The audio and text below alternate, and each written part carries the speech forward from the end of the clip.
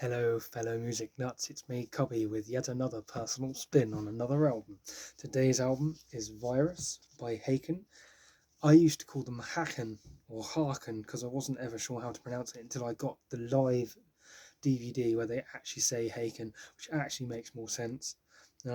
Also, this is the double disc version, which means you get the whole album and then you get the instrumental disc at the bottom. It's the first time I've ever managed to get one of these. Um, So, let's get started, shall we? Oh, the sticker fell out. Um, so, let's begin with saying that the album is very cool. That's pretty much my overview for it. It's there's a lot of music to take in, and it can be quite overwhelming. I've listened to it at least 10 times now, and there's still things that I'm picking up on. The biggest thing I've noticed though is that this is definitely led by Ross Jennings' vocals. It's definitely more of a, I don't want to say pop, but there's definitely a very big sort of pop sensibility running through this album. There's still lots of very, very, very nice, crunchy, powerful guitar work, and it's very complex.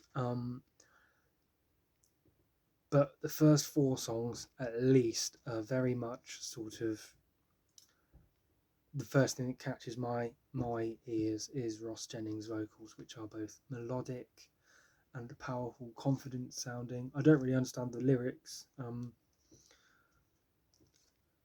but they definitely lead the music, um, especially in songs like Invasion, which has got this really cool. I can't remember how it goes now. My mind's gone blank, but rhythm to it, and then the guitars sort of follow, but offbeat on it, and it's almost like a war between the vocalist and the rest of the band, and it's like a call and answer type thing, and it's very cool because then it blasts into this big explosion of sound for the choruses, which is really cool. Um, so it's very, very, very, very well written, and very, very interesting to listen to.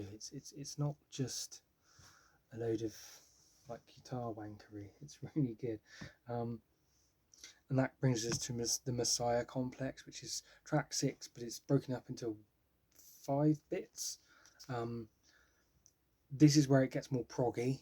It's almost like the album is in 2 parts. You've got the sort of more accessible proggy stuff at the beginning, and then you've got the long song, which is where the band really lets loose. And they really do let loose. It's really cool. There's lots of guitar noodling and keyboardy bits and I nearly swore. Flirty drumming, like really, really mind-boggling drumming. There's also nods to the Cockroach King, which is really cool how they stick that in, and it feels natural. It doesn't feel forced. It doesn't feel like they sort of went, "Oh, we've got to put this in so that it links to something else." It just sort of comes in and then goes again, and it's really cool.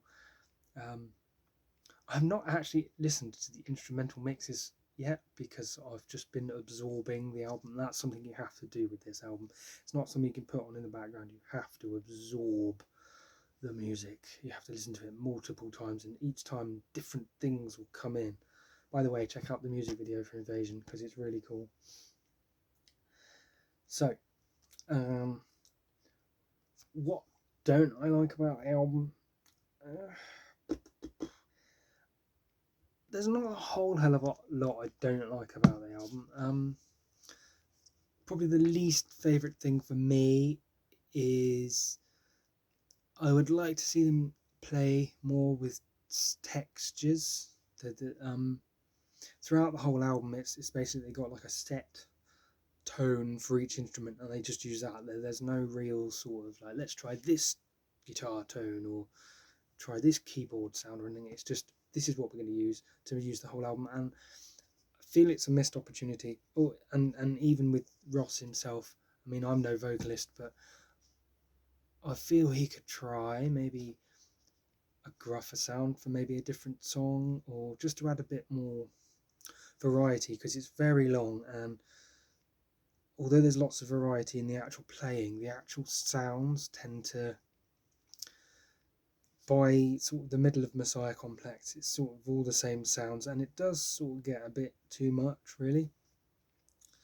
That's not necessarily a bad thing, it's just a constructive criticism, I suppose you could call it. And that also brings me nicely into the production, which is squeaky clean, which suits this music. It's got quite a, I hate saying the word poppy, but like a poppy sensibility. It's very bright, it's very colourful, the sound is very colourful, it's very playful and alive sounding, it's very confident sounding, which suits the music down to the ground, really. All the instruments, even the bass, are very clear and separated. This album does have more space than quite a lot of music produced in this day and age, which is probably my biggest complaint with music produced in this day and age. I sound like an old man, but it's not something that's going to put me off buying new CDs or anything. So yeah, all in all, I think it's definitely not a low point in the discography. Probably at the moment, it's probably one of the higher end points. I give this an